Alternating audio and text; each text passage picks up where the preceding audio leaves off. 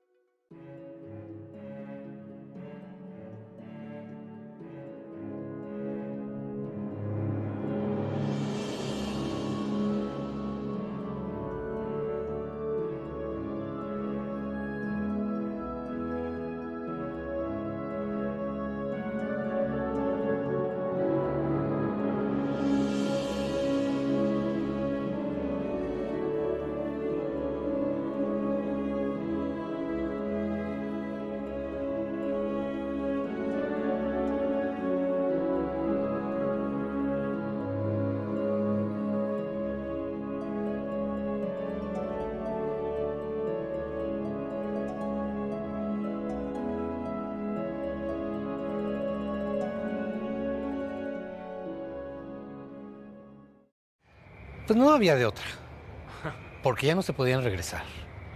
Todo el mundo habla de la...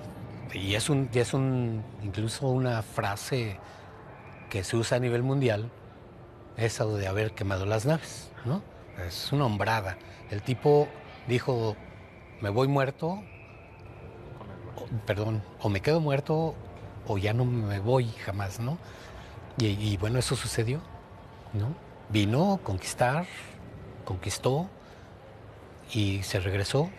Obviamente, primero quemó las naves, pero después construyó otras, ¿no? O le mandaron otras, seguramente, ¿no? O sea, desde siempre Cortés fue desobediente, se brincó las órdenes directas. Inclusive cuando viene a conquistar México, él no venía con las órdenes de conquistar, venía con las órdenes de explorar, y pues inclusive ya no lo habían dejado desembarcar de último momento, embarcarse en Cuba. Se embarca a la mala, vaya, lo van persiguiendo por toda la isla de Santiago, de La Habana a Santiago, de Santiago ya llega acá, y es por eso que lo vienen persiguiendo meses después. Cuando empieza ya la guerra de conquista de la Ciudad de México, es porque él va a combatir a quien viene a reprenderlo, va a Veracruz, y mientras Alvarado aquí hace su desastre, ¿no? Entonces, claro. Porque él estaba desobedeciendo órdenes directas del gobernador de Cuba. Que él no tenía injerencia directa con el rey, ¿no? Él le pedía permiso al gobernador de Cuba y el gobernador de Cuba a su vez al rey de España.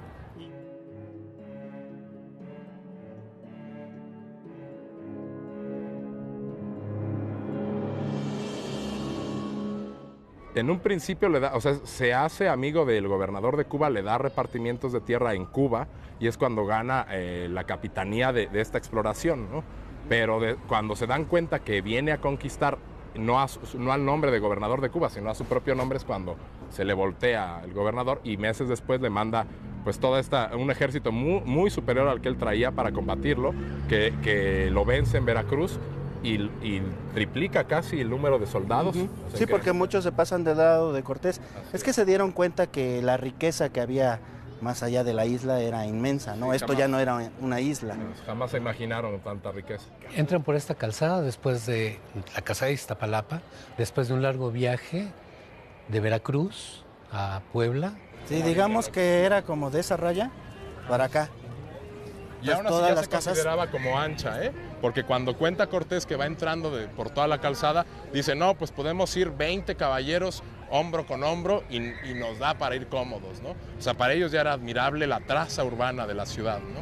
De Puebla a través de los volcanes, llegan a Chalco, les hacen una enorme fiesta, pero también los guerrean, vencen a los chalcas, se van a Ixtapalapa, los guerrean, vencen a los de Ixtapalapa, llegan a Mexicalcingo, los guerrean y prácticamente los terminan allí, pero retoman fuerzas y vienen hacia la Ciudad de México, Tenochtitlan.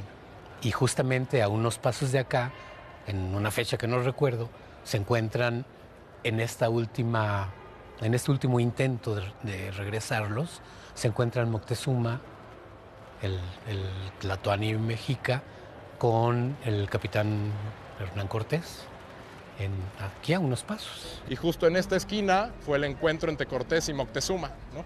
Moctezuma baja del Palacio Nacional, que en esa época era el Palacio de Moctezuma, viene con todo su séquito, que era como de 200 personas, el único que calzaba calzas de oro era Moctezuma, el resto venía descalzo porque nadie podía calzar más que él cuando estaban con él, ¿no? Llega con el encuentro del ejército español, aquí justo parece ser, era Huitzilan, se llamaba la zona, la región, se encuentran aquí y Cortés, al sentirse un igual, pues se baja del caballo y se dirige directamente a Moctezuma para abrazarlo, pero antes de eso pues se le atraviesan los demás de cálmate, o sea, este es el tlatoani, ¿no? Tlatoani es un término que usamos como emperador, pero es el que habla, el que tiene la oportunidad o el derecho de hablar sobre todos, ¿no? O sea, es la voz. Entonces todo el mundo lo defiende. Cortés trae unos collares de flores, ¿no? Se las quita, flores y espejitos, ¿no? Y se los cuelga, ¿no?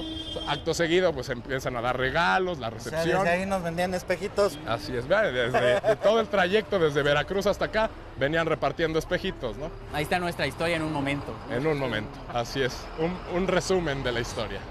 Los españoles deciden tomar la ciudad de Tenochtitlan, sabiendo que al tomar al tlatoani, al jefe mayor, se terminaría la conquista, ¿no? Se terminaría la guerra, pues. Y lo buscan y hay una serie de sucesiones desde Moctezuma, Xocoyotzin, con Cuitláhuac, hasta llegar a Cuauhtémoc. Y bueno, lo encuentran por ahí escondido en algún lugar de la lagunilla, ¿no? Muy cercano a la lagunilla. Y lo pescan un 13 de agosto, un martes 13 de agosto de 1521, y en ese momento se da por concluida la guerra de la conquista, ¿no? Cuando pierde Cuauhtémoc la ciudad de Tenochtitlan en Tlatelolco y se entrega, pues lo que ellos estilaban era, ok, me entrego y tú te vas a tu país y yo te mando tributo, ¿no? O sea, yo sigo gobernándome, yo sigo viviendo en mi ciudad, ya pertenezco a ti, pero no vas a llegar a ocuparme y a sacarme. Entonces yo te mando el tributo mensual, anual o lo que sea. Yo más bien creo que era una manera de vencer y convidar, ¿no? Si yo te venzo y tú eres el representante de una población que tiene un producto que ofrecerme, pues a lo mejor te venzo, pero te regalo a mi hija o a mi sobrina o a alguien, y entonces, bueno, no te regalo, hago que se case contigo, ¿no? Y entonces ya somos familiares. Lo mismo que hicieron ellos para subir y descollar en la Cuenca de México, lo hacían con todas las poblaciones hasta Costa Rica, ¿no? Pero pues, oh sorpresa, le dijo, no, sí ganamos, pero llegamos a quedarnos, ¿no? Entonces desde ahí fue un choque cultural total. Y bueno, la adaptación de ir repoblando, porque aquí efectivamente se queda sin gente, y de los pueblos que ya se habían vencido antes que Tenochtitlan, pues traen gente para repoblar, ¿no? La gente le decía al capitán Cortés que la construyera en un lugar donde costara menos trabajo construirla. Y menos trabajo significaba inclusive no contar o no traer, no cargar la sombra de una ciudad destruida, llena de muertos. Y que la construyera en Coyoacán, donde tenía, por cierto, buenos amigos, ¿no? También, digo, indios, buenos amigos. Pero Cortés, de una manera muy, muy hábil, dice, si este lugar ha sido la capital del imperio durante quién sabe cuántos años, siglos, pues mantengámosla aquí, cueste lo que cueste, ¿no? Y bueno, obviamente lo decide estratégicamente en términos políticos, pero impone su pensamiento medieval y las técnicas medievales de construcción en un lugar que es completamente fangoso, donde además aún entonces no conocen las bondades de los materiales constructivos utilizados por los mexicas. Apuntar que sí había indios caciques, los indios nobles sí se quedaron algunos en la ciudad, ¿no? Y de hecho tomaron apellidos cristianos, nombres cristianos, los bautizaron, ¿no? Y permanecieron en la ciudad y con títulos nobiliarios. Como lo vimos hace rato con la casa de Torre de Cosío, que el descendiente de Moctezuma fue el que heredó ese título, ¿no? Bueno, el que se le otorgó ese título. Como muchos otros, nada más que, como menciona, sí se quedaron, pero la gran mayoría de la nobleza mexica o indígena se fue a España, otros pues sí vivieron acá, pero pues terminaron yéndose. Allá eran mucho más respetados que acá, ¿no? Inclusive el conde de Moctezuma, el condado de Moctezuma sigue estando en España, ¿no? A los indios nobles, la mayoría de ellos, o de los más nobles, son llevados como presos, algunos de ellos son llevados como presos a la península ibérica, muchos de ellos se quedan acá, son recluidos en lugares como Xochimilco, como Santiago Tlatelolco, y las indias nobles son salvadas, digamos, de esta jauría humana, y las llevan a un espacio que está frente a la Alameda, frente al hemiciclo de Juárez, ¿no? Que sería el convento de Corpus Christi, ¿no? Tampoco creas que eran 700, o sea, han de haber sido 14, 15, ¿no? 40 máximo, ¿no? Igual, los nobles que forman parte de la nobleza española, los nobles mexicas que llegan a formar parte de la nobleza española, tampoco son millares, son 50, 60, una cosa así, ¿no? Bueno, pues hay condes de Moctezuma que jamás han pisado tierras mexicanas, ¿no? Bueno, este palacio, vamos a decirle palacio, ¿no? Que su casa, las casas antiguas de Cortés y las nuevas de Cortés, que llega a oídos de la corona, que está haciendo una gran fortaleza, un palacio gigantesco, que le cuesta muchísimo a Cortés, ¿no? Porque dicen, se va a sublevar y todo eso, entonces ya no tiene la confianza de la corona, ¿no? Precisamente por este gran edificio, estos grandes edificios magníficos, ¿no? Cortés, como capitán, como estratega, decide, o por lo menos plantea, reconstruir ese centro cívico ceremonial que él vio, que él se maravilló, independientemente que él tenía en mente una misión muy clara, más allá de la descripción que se hace de esta ciudad fabulosa. Él quiere reconstruirla para conservarla, para mostrarla de alguna manera, una especie de maqueta a escala 1 a 1 de aquello que, ¿por qué no? Pues mi ego como militar, ahí está, ¿no?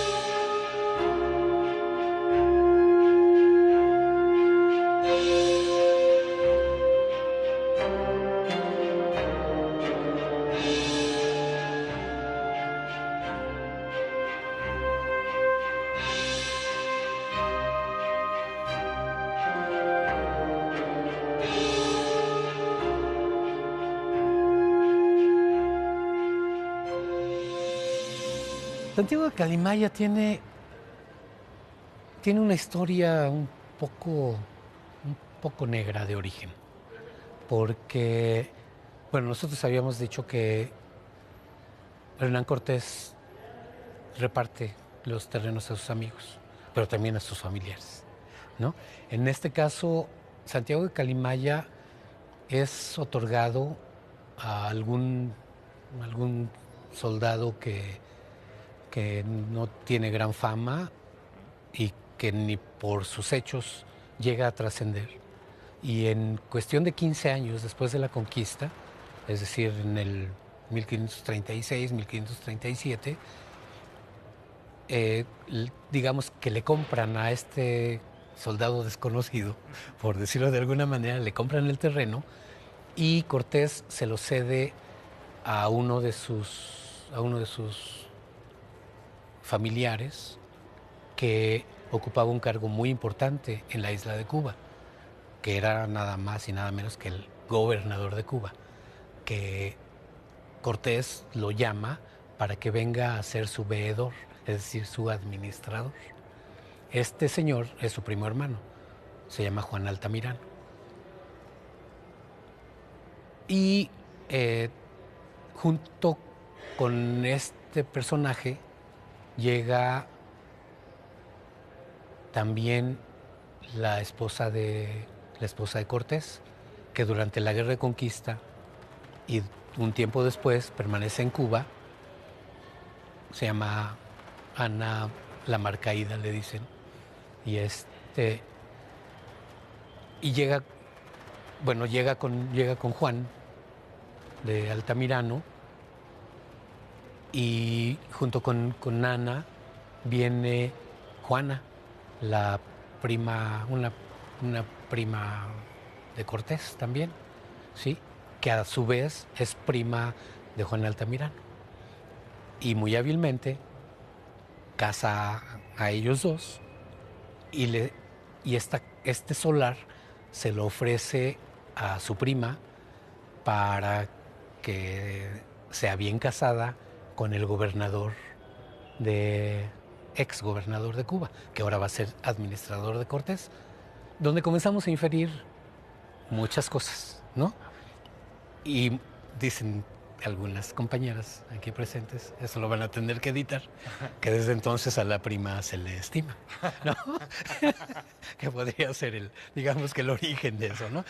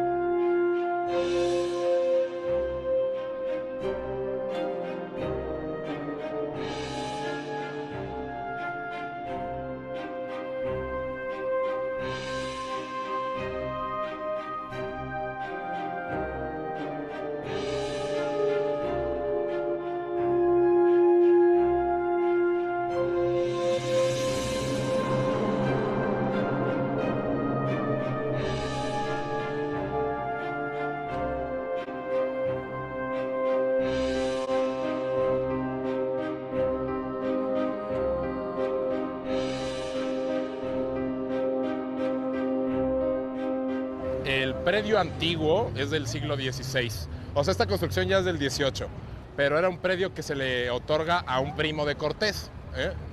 Entonces, este espacio cuenta la leyenda que para la construcción se trajeron una cabeza de serpiente del Coatepantli, que era el que circundaba el Templo Mayor, se la traen acá y construyen parte de la base de la esquina con esa serpiente o con esa cabeza de serpiente.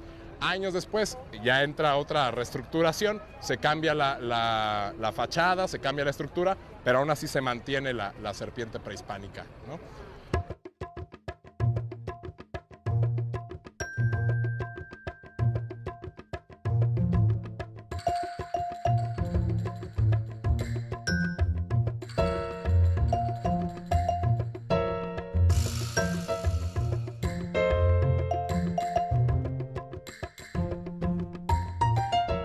es mi construcción sobre la construcción antigua, lo que platicábamos de la ideología, ¿no? O sea, ¿qué significa que esté una serpiente del Templo Mayor? Pues era una construcción de los conquistadores, ¿no? Además de los primeros.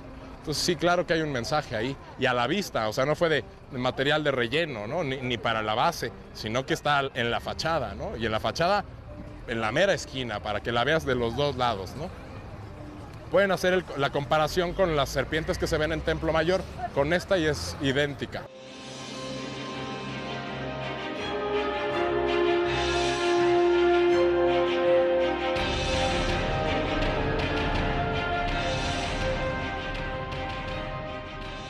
Del diseño arquitectónico del Palacio de Santiago de Calimaya sea uno de los atributos más superfluos, que son las gárgolas. Superfluos en términos de diseño, que no en términos de funcionalidad, porque, bueno, obviamente sirven para desaguar las lluvias, que en estas latitudes son bastante fuertes en verano, ¿no?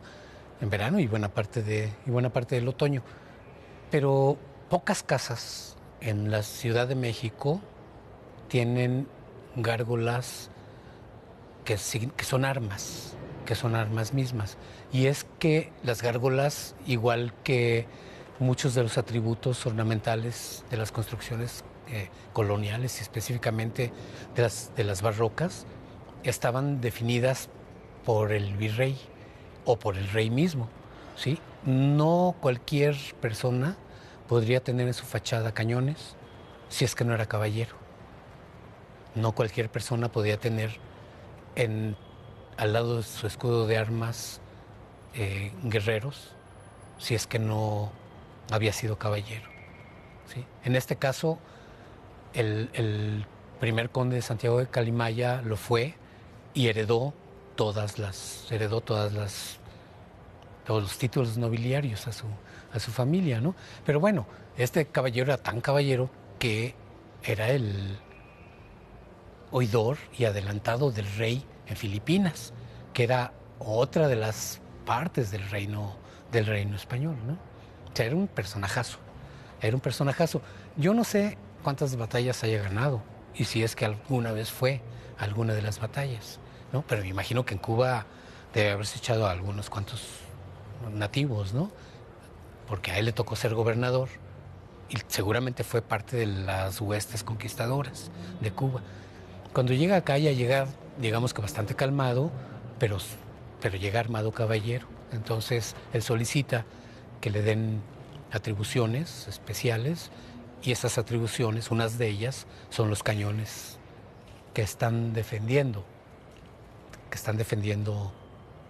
el espacio conquistado contra las hordas, ¿no? que están allá afuera, con mucho que esta defensa haya sucedido 200 años antes, ¿no? Ese es uno de los orígenes, ¿no?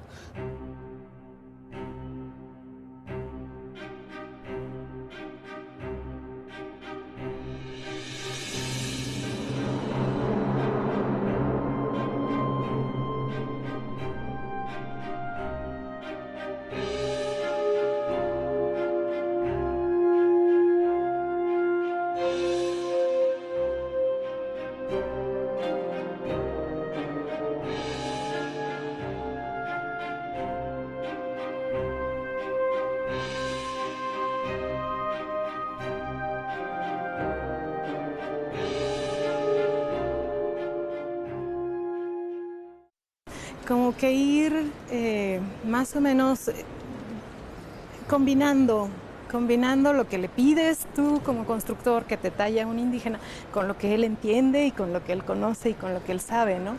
Veíamos ayer el palacio de Calimaya, del conde de Calimaya, y no sé si recuerdas los leones que tiene, que bueno, tú lo ves y no tiene nada que ver con un león. Sin embargo, pues imagínate que tú le dices a tu escultor, oiga, es que quiero que me haga un animal con una melena hasta acá y 4 patitas, y pues él te hace lo que él se imagina, porque él jamás en su vida ha visto un león. Entonces, es esto.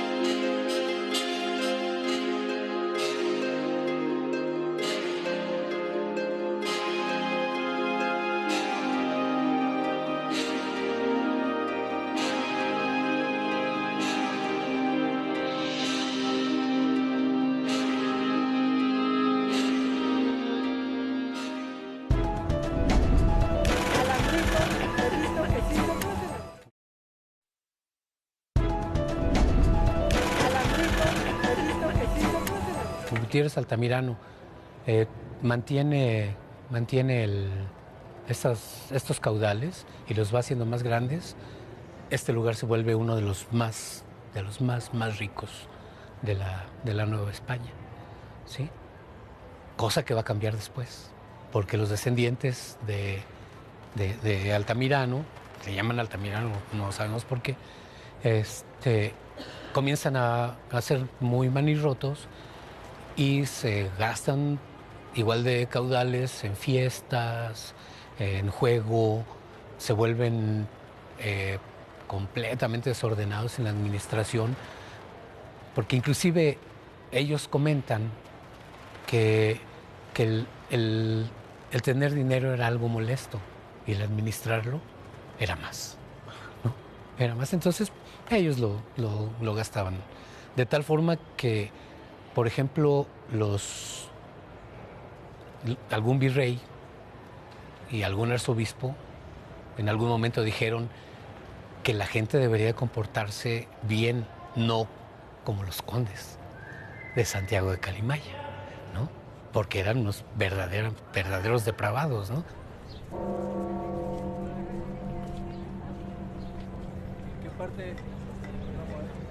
De repente, esta primera mitad del siglo XVIII se dedican básicamente a mantener las ruinas y a meterle pues dinerito por ahí para que no se cayeran los techos, para que no se terminaran de derrumbar las paredes. Inclusive por ahí hay una noticia donde uno de los arquitectos más importantes de Nueva España, de apellido Salazar, dice que va a gastar 2,000 pesos en una construcción inútil, porque a la vuelta de medio año se va a caer, ¿no? 2,000 pesos será mucho dinero, ¿no? Pero bueno, llegan a ofrecerle al marqués de Santiago de Calimaya que venda el terreno y los terrenos y la casa, que todavía no es palacio, que lo venda, y el marqués dice: hey, espérenme tantito, yo tengo una carta del rey donde dice que yo no puedo enajenar este bien, ¿no? Antes bien, cáiganle con una lana más, ¿no? Porque ¿qué creen? Que se me está ocurriendo conseguir a un arquitecto de cierto renombre para que él me la reconstruya.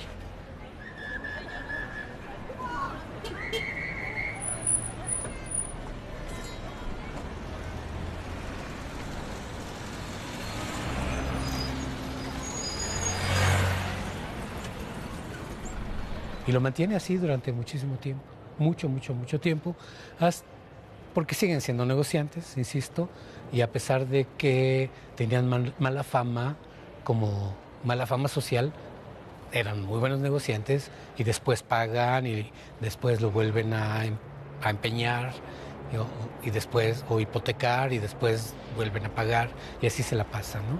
Entre la fiesta y la hipoteca, ¿no? Me suena como que muy cotidiano todavía, ¿no?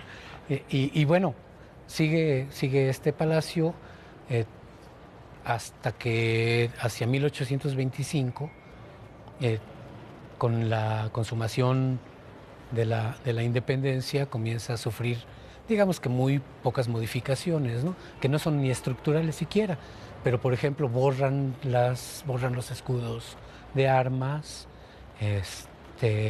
quitan algunos de los elementos decorativos, porque era común que en las hornacinas o al lado de los escudos de armas hubiera caballeros, ¿sí?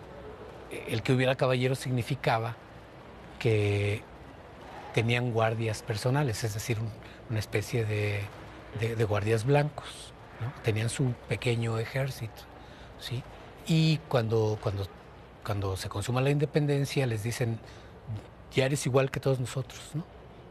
La independencia dice que todos los de esta América septentrional somos iguales, ¿no? Ante la ley y ante Dios. Y entonces dicen: borras todos tus abolengos, ya no vas a tener oportunidad de tener tus ejércitos, y modificas tu fachada, ¿no? Y bueno, pues eso sucede, quitan al menos dos de 4 caballeros que tenían en una primera instancia y los entierran en el patio de esta construcción, ¿no? Años después alguien los encontraría, ¿no? Decapitados, pero ahí están, ¿no?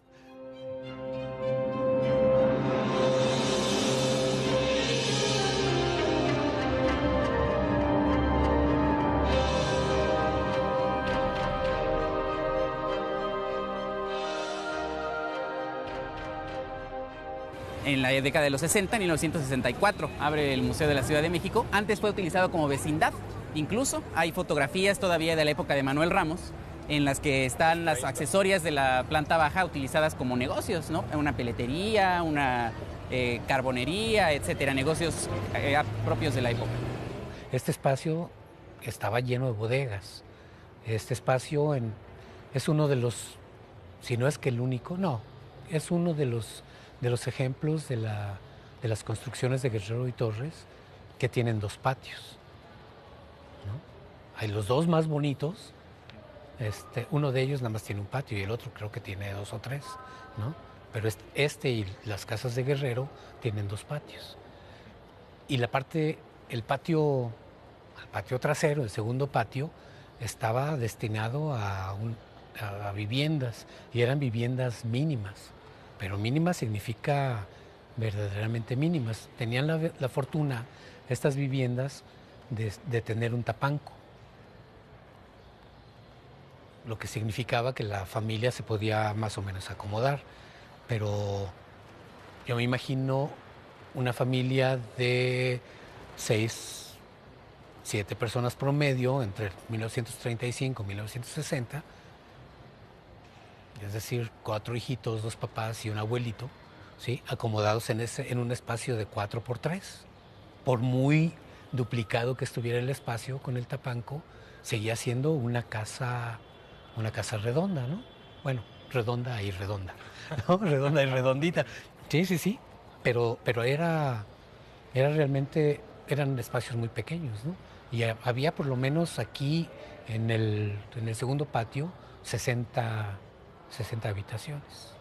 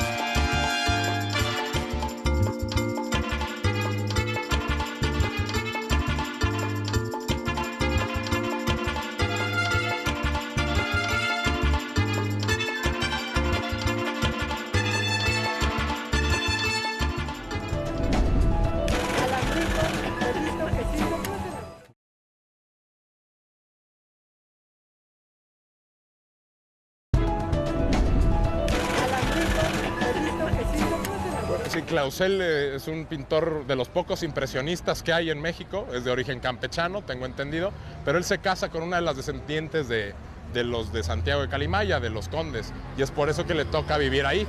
Y es curioso porque usaba uno de los muros como paleta para limpiar sus pinceles, y pues queda muy atractiva la imagen de todos los pincelazos. Sí, porque quedó el estudio de Clausel. Así es, y se mantiene. Es parte del museo. Como museo de sitio del museo, ¿no?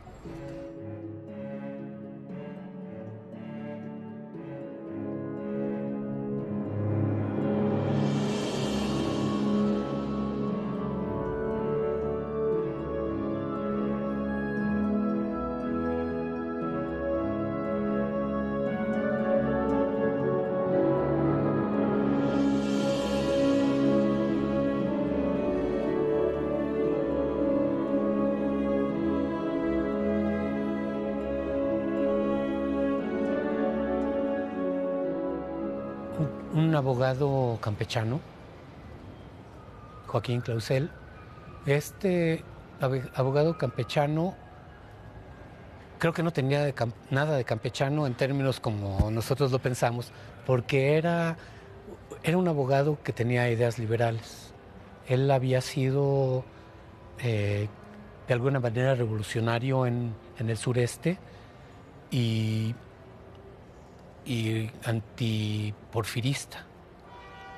Y decide que tiene que venir a hacer ese tipo de política a un lugar más amplio, ¿no? Digo, en Campeche eran 2 cuadras, ¿no? Y entonces no podía hacer mucho, que digamos, ¿no? Y además era mal visto, ¿no?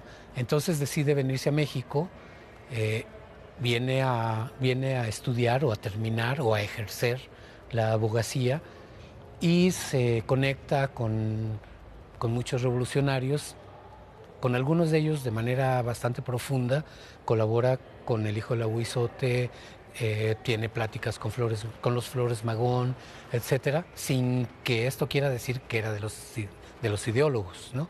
Era un revolucionario, simple y llanamente. No era ideólogo como los Flores Magón, ¿no? Y se consigue una novia que es hermana de un tal Cervantes, ¿no? Una muchacha, dicen que muy guapa.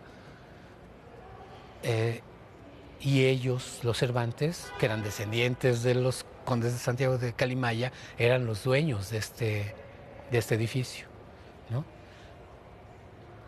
Bueno, Clausel es un abogado que durante las relaciones que tiene con los revolucionarios es hecho preso, lo meten a la cárcel. En ese entonces la cárcel importante era la cárcel de Belén, que estaba muy cerca de Bucareli, bueno, pues en Arcos de Belén, ¿no? Y de alguna manera se escapa, ¿no? Y se escapa y se viene a refugiar a la casa de los condes de Santiago de Calimaya, bueno, de los Cervantes, ¿no? A la casa de los Cervantes y, bueno, pues pasa un aislamiento, yo diría que un sitio, ¿no? Porque no podía salir a la calle durante muchísimos años, prácticamente no salió. Y en ese entonces se dedica a la pintura, ¿no? Él no era pintor, él no era pintor académico. Y como era de los campechanos de alta estirpe, durante su infancia, juventud, viajó algunas veces a Europa y en Europa se contagia con la escuela impresionista del 800, de finales del 800, y dice, pues como no soy bastante buen pintor, creo que el impresionismo se me da, eso lo estoy diciendo yo, seguramente no lo pensó así, pero se dedicó a pintar. Y obviamente si estás recluido, pues no tienes otra cosa que hacer más que, bueno, hacer el amor con la novia, leer y dibujar y comer, ¿no? Y es lo que hace el tipo, ¿no? Y entonces le ofrecen un espacio que no es un espacio apto para un abogado, sino para un pintor, ¿no? Que se llama, no sé, algo así como la azotea de las 100,000 ventanas o 10,000 ventanas, una cosa así, que quiere decir de una manera muy nahua el lugar donde hay mucha luz, ¿no? Y ahí dibuja, pero bueno, pues los Cervantes tampoco tienen mucha lana como para estarle comprando lienzos y lienzos, ¿no? Y él tampoco es tan buen pintor como para estar produciendo como Picasso 70 u 80 al día, ¿no? Pero sin embargo se dedica a pintar en el Clauselito, en el espacio que se llama el Clauselito, y bueno, dibuja una inmensidad y una infinidad de cuadros, ¿no? Ahí que toca todos los temas habidos y por haber, desde los religiosos hasta los amorosos, ¿no? De los heroicos hasta los depresivos. Y bueno, ¿quién no se va a deprimir estando encerrado, ¿no? Sin la posibilidad de salir durante mucho tiempo? Clausel muere muy joven. Cuando ya después, cuando en un momento deja de ser perseguido, él se queda más con la imagen del yo soy no pintor, a yo soy abogado, y se dedica a la pintura. Y se dedica a la pintura básicamente de paisaje. Y entonces se salía por ahí a las inmediaciones de la Ciudad de México a dibujar, a pintar, y se hace muy, muy afín de un lugar muy cercano a la Ciudad de México, en el sur, que es Tlalpan, ¿no? Y ahí se la pasa dibujando, pero recorre los dinamos y va a Morelia y va a todos los lugares donde puede, de forma tal que en alguno de estos lugares sufre un accidente. Específicamente dicen que en las lagunas de Zempoala se tropieza, cuando va con su cuñado, curiosamente, se tropieza, cae al fango de las lagunas de Zempoala y ya no lo sacan vivo, ¿no? Obviamente dicen que es muy sospechosa la muerte, ¿no?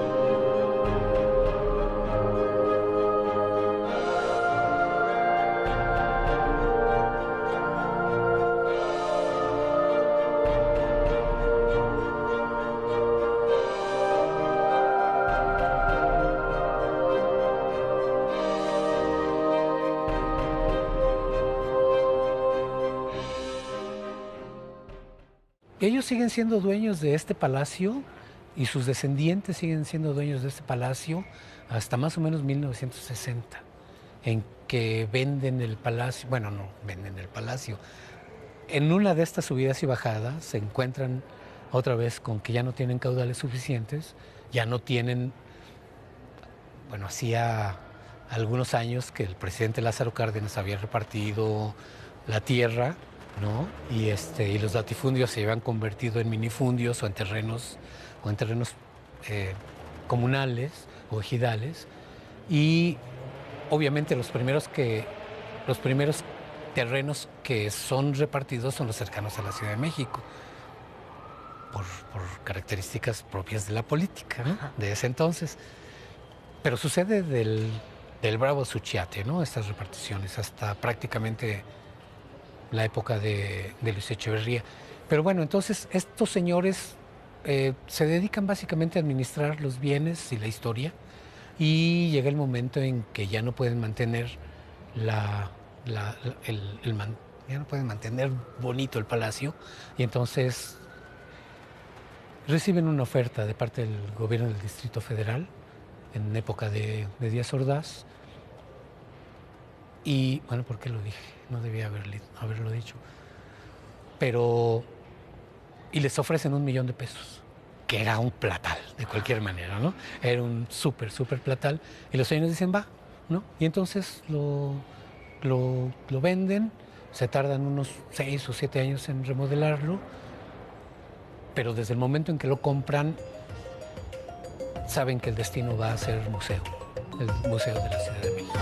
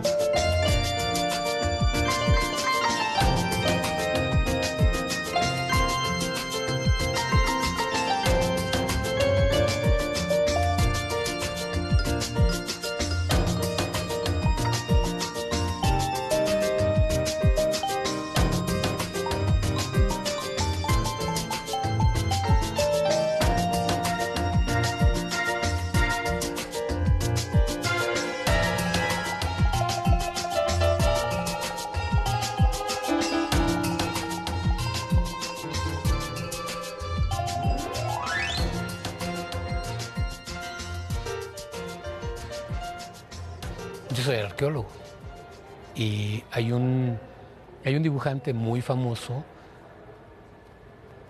que fue dibujante de arqueólogos en los 60s y de arqueólogos muy famosos. Él vivía aquí, vivía en el segundo patio. Antes de que antes de que intentaran comprar el Palacio de Santiago de Calimaya, la familia de Abel Mendoza, que le decían el Chaneque, pues fue expulsada del espacio, ¿no? Y entonces él, como estaba metido en la onda de la ciencia, de la conservación, de la cultura, etcétera, fue, como decimos nosotros, fue quien dio el pitazo de que iban a destruir el Palacio de Santiago de Calimaya porque iban a hacer algún local comercial diferente, ¿no? Y entonces, gracias a él, de alguna manera se da un movimiento en el ámbito cultural que frena la destrucción, al menos, del segundo patio de Santiago de Calimaya, ¿no? Lo que quiere decir que el esfuerzo del grupo cultural de entonces, de los 60s del siglo XX, permitió, impulsó, hasta creo no equivocarme al decir que coordinó la compra del gobierno, ¿no? Por el gobierno de este espacio. Y de esa forma no nos privaron a los jóvenes que nos veníamos de pinta de conocer los orígenes culturales, la riqueza cultural de nuestra ciudad y disfrutar, a veces con la novia o a veces solito, a veces con los cuates, de una enorme maqueta que había, que medía, no sé, 13 por 7 metros, 15 por 7 metros, del centro de la Ciudad de México, que además tenía juegos de luces de forma tal que veías el correr de las 24 horas, ¿no? Oscurecía, amanecía, oscurecía, amanecía. Padrísimo. Con música así como de Vivaldi, una cosa así, ¿no? Si no mal recuerdo. Era padre, ¿no? Digamos que estos momentos que, igual que nosotros, preparatorianos, mucha gente disfrutaba, ¿no? O sea, de alguna manera sí se virtió hacia la gente, hacia el común de la gente, el quehacer cultural del gobierno de esta época, ¿no?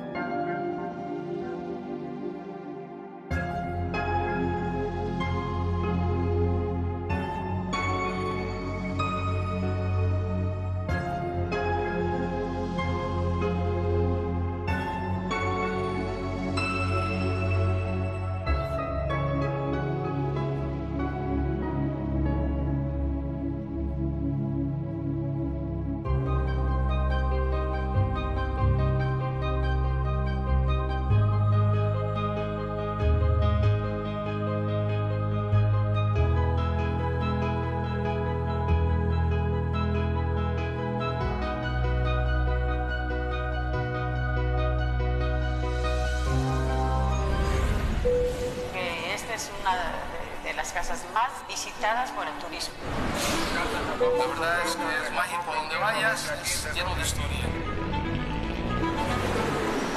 Todas las figuras que tiene, cómo está hecho, cada detalle es muy bien trabajado. Aquí era todo el pueblo de los aztecas, aquí vivían y había muchas imágenes. O sea, sin problemas, si lo pueden rayar, o sea, hasta esos grafitis como que lo hacen ver mejor, ¿no? Creo que eso sí es algo mexicano, llamarlo así. Aquí es la casa de don Juan Manuel, que era un conde que vivía aquí. Transportarme, cómo sería vivir en un palacio, ¿no? Por ejemplo. Hay pintura muy muy elegantes ahí en este palacio. El centro histórico es una calle de gente trabajadora. Las nuevas generaciones sepan que el país fue muy grandioso, que tiende a ser cada día